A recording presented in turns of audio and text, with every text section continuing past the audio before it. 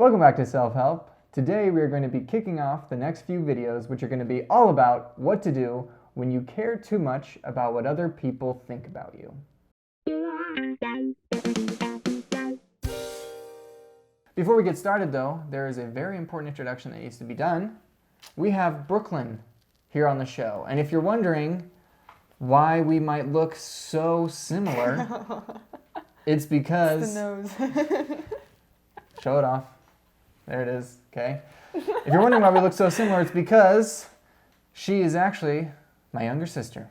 I'm excited to have her on the show, especially for this topic, because I feel like out of all the people in my life, the person who comes to mind, who I feel doesn't care about what other people think, it's Brooklyn.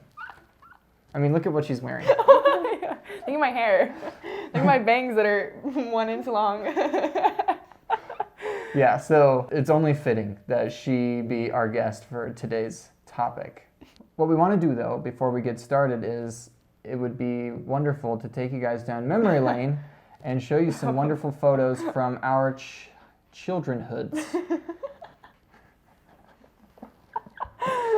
So here we go. And she hasn't seen these beforehand, so we're going to throw these up there. Oh my god. High school graduation. The emo hair. Look at what you're wearing. Dude, that would be sick nowadays. I would wear that. Oh my This god. picture. You look so bad. I know, and maybe I shouldn't say that in like this type of video. but I do. It's like, I don't care what you think, but you're right. But that's the thing, is they can be, right? Okay. Oh, this is adorable. No, this is a good one. So this is, I took her McDonald's when she was in elementary school. That's a good one. Anyway, that's the memory lane. So, if you find that you're caring too much about what other people think about you, we're going to be talking about... Stop. Sorry. Yeah, we just end the video there. Just stop. Just stop. Stop doing that and stop caring. Unfortunately, it's not that easy, and we're going to walk you guys through kind of what process you can do, because if you are caring too much about what other people think and it is affecting your life, there are some really good techniques you can rely on to help pull you through that. It can even get to the point where you might have what's called social anxiety disorder, and we're not going to go too much into the science or the psychology of it, but basically it's where you are so worried about how other people are thinking about you or judging you, or you're thinking like they're just hypersensitive to everything that you do and say and how you look, that you just can't even function in any kind of social situation. So when it gets to that point, then these strategies will probably be pretty helpful for you, and that might be a good time to see a professional therapist. But at least on the surface, we'd like to give the general audience some sort of skill set that they can use when this becomes a problem. And it's a really common problem. A lot more people struggle with this than we might think, and it's kind of like this unspoken thing that everybody worries about, but nobody really says that they worry about. I think that this video is going to be helpful just for really anybody. So I want people watching to get a little bit of background on you and to get a sense of why you might be a good guest for this very topic. Yeah. I'm very passionate about art and fashion, and I think at a young age and growing up, I just kind of realized that if I do care a lot what people think, it's definitely going to affect my creativity in a negative way, or obviously like what I wear. Like if you care what people think in what you're wearing, like then you're not going to wear things that you like, it's what other people like. And then I think that kind of puts a downer on your self-confidence. I feel like if I let people control like what I'd like to create and draw and wear, then I just wouldn't be happier myself. So I think that's what it... And for me, when it comes to social situations, I feel like I have a weird issue where I love being able to like teach and perform and being in front of huge audiences, but when it comes to having to initiate conversation with just one other person, that for some reason that usually terrifies me. Like, I don't know if you remember this, but when we were really little, we'd go out to like a fast food restaurant once a week, right?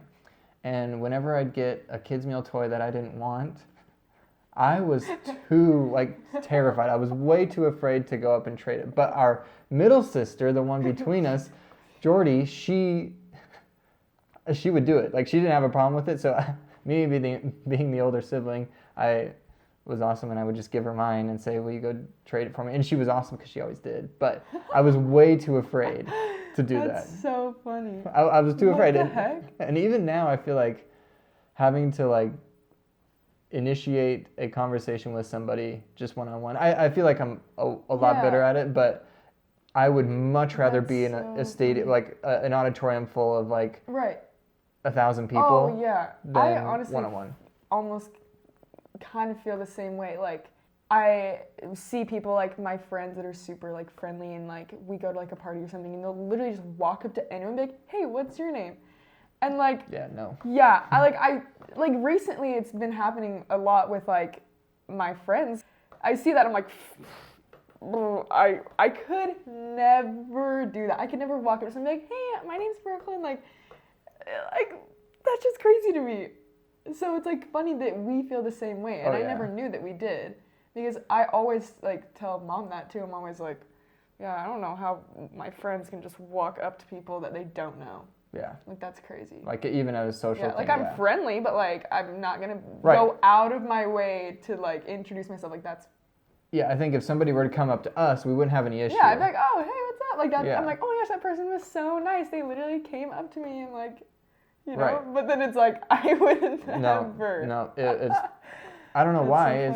That's the other funny thing is I feel like the sister in between us is fine to like talk to people one-on-one, but I don't think she would ever perform go up to, or, like, she'll definitely, all by herself. Oh, no. Yeah. Interesting. I wonder if that's the dad side of us, and Jordy has more of mom's side. Because mom's always like, no, just go talk to people. And it's like, Mom, no. It's like, I'm not going to freaking walk up to... Even our, like, people we're related to, I'm like... Oh, yeah. That's like, and then Jordy's if it's like a cousin, you're like, you should be able to just talk to your cousin. But that's so funny. And then Jordy's so good at it. Yeah, that's true. Wow, I never even knew that. I didn't know you felt that way. The more you know. Yeah, wow. Sibling bonding. So, the next few videos are going to focus on strategies you can do to help you navigate social situations that might be a little scary for you. And maybe these are going to be things that we're going to have to work on ourselves. So, another thing to consider is that maybe it's more so that you don't know your own worth as a person or your own value, and you're looking to other people for that kind of confirmation or that boost of confidence. The thing is, though, is that other people can't give you that sense of worth. No matter how hard you try to chase it from other people, they just can't give it to you. And if you keep trying to base your worth on what other people think about you, you're going to be miserable. And it's never going to work out for you. No, I shouldn't say that. Oh my gosh! That's not. You're never gonna amount to anything. Yeah. If you think that. Basically, what you should know is that you're awesome. That you yourself, as an individual, you are you, and that's perfect. That's all you need to be. And as long as you know that, and you know where you're at and where you want to go, everything else doesn't matter, because you matter. I mean, it's like cheesy to be like, oh, like, just be yourself, and like, you know. But like, honestly, like, if you are just true to yourself and you just be yourself and live your life how you want without always constantly thinking about the negative things that everyone else is thinking about you, like, I feel like just living more of that carefree life and like, I'm being myself, I like myself, I'm feeling myself, then it's like no one else's opinions matter. Right. Because in all reality, it's just you. They don't matter. And you're always going to have you. That's your life, and you're always going to have yourself and not everyone else.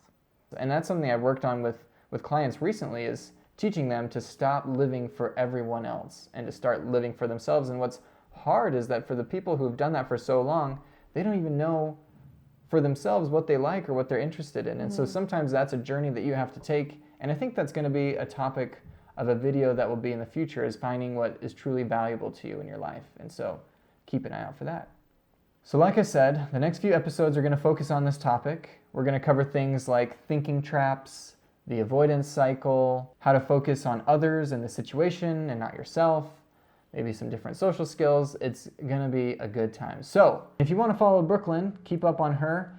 You can follow her on Instagram. It's right here on the screen. Well, 2 times, where I put it and where you put it.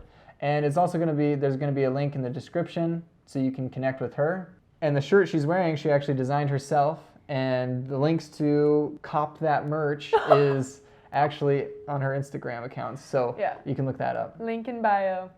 Yeah. Thank you so much for watching this video. Stay tuned for these other videos, and we'll see you then.